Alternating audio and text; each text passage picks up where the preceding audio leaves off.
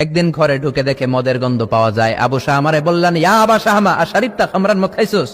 কয় না আব্বা, শারিবতু নাবিজান, নাবিজ খেয়েছি। খেয়াল রাখবেন, মদ হারাম, মদ খেলে আসিবেন, কিন্তু নাবিজ খাওয়া হালাল। নাবিজ হচ্ছে আরব দেশেরা খায়, সাদা দুধের মধ্যে রাতে শক্ত খুরমা যদি 5টা ফেলে রাখেন, সকালে ওইটা দেখবেন দুধের রং আর সাদা নাই, খুরমার রস টেনে দুধটা লাল হয়ে গেছে। এটা খেলে স্বাস্থ্যের জন্য আরব দেশে খুব ভালো, কিন্তু এটা রাতে ভিজাইলে সকালেই খাইতে হবে। এটা যদি 3 দিন রেখে দেন, 4 দিন রেখে দেন, এটা তারির মতো মদ হয়ে যাবে, মাতলামি হবে, খাওয়া যাবে না।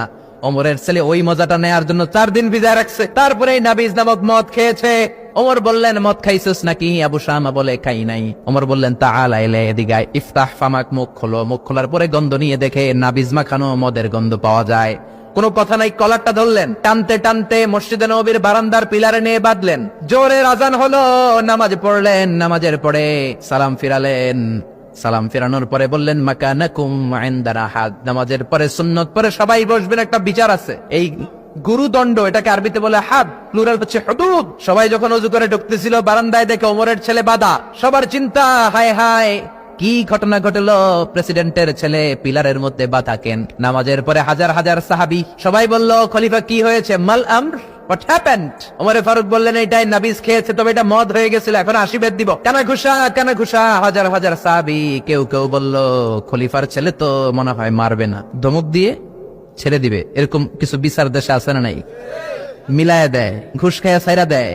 এমপির পোলা হইলে 7 খুন মাফ, চিল্লা এখন ঠিক না?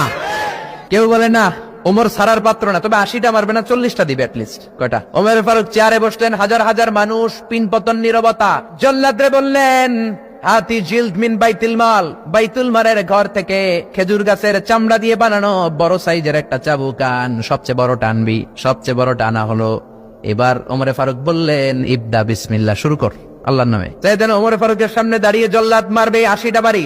মারতে শুরু করেছে, ওয়াহিদ, ইসনাইনি, তালাতা। 3 বাড়ি মারার পরে ওমরে ফারুক জল্লাদকে দিলেন এক থাপ্পড়। 3 হাত দূরে যে পড়লো জল্লাদ। জল্লাদের হাত থেকে চাবুক তুলে ধমক দিলেন, তুই কি চাবুক মারোস নাকি চাকরি বাঁচাস? আস্তে মারলি কেন? আসলে আস্তে মারে নাই, দেহে যত জোর ছিল।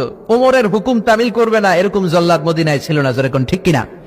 যত জোর ছিল তত জোরে মেরেছে, কিন্তু ওমরের পছন্দ হয় নাই। ওমর বললেন, ইনদাকা তালাতা ইনদি ওয়াহিদ, তোর হিসাবে 3টা, আমার হিসাবে মায়ের হইছে 1টা। আমি 2 নাম্বার থেকে শুরু করব। 2, 3। মারতেছে কে?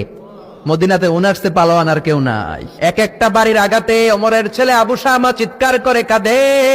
এক একটা বাড়িতে চামড়া ছিঁড়ে যায়, রক্তগুলো ছোপ ছোপ করে নববীর দেয়ালের মধ্যে লাগে। ছোট্ট ছেলেটা ডেকে বলে, আব্বা আমারে মাফ করে দাও, আর জীবনে মদ খাবো না। সাইয়েদনা ওমরের পাষাণ হৃদয় নরম হয় না, কারণ আসাদ্দুহুম ফি আমরিল্লাহি ওমর।